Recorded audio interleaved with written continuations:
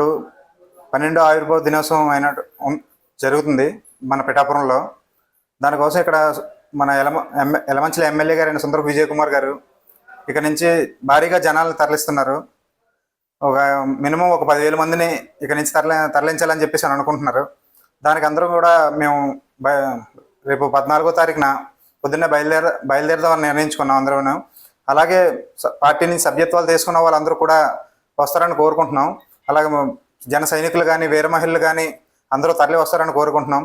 అప్పుడే చెప్పారు పవన్ కళ్యాణ్ గారు 2024లోనే చెప్పారు 2025 ఆవిర్భావ సభ మనం గెలిచే సభ జరుపుకుంటాం, పండగ వాతావరణంలో జరుపుకుంటాం అదంతా అని చెప్పేసి 2024లోనే చెప్పారు పవన్ కళ్యాణ్ గారు.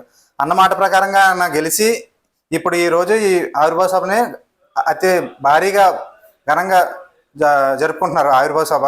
దానికి రాష్ట్రం నుంచి మొత్తం అందరూ కూడా ఎంతమంది జన సైనికులు ఉన్నారు అందరూ. ఎందుకంటే పవన్ కళ్యాణ్ గారు అడ్డా అయిన పిఠాపురంలోనే ఈ ఆవిర్భావ సభ జరుపుతున్నారు. దానికోసం మొత్తం రాష్ట్రం అంతా తరలి వస్తారు. అయాల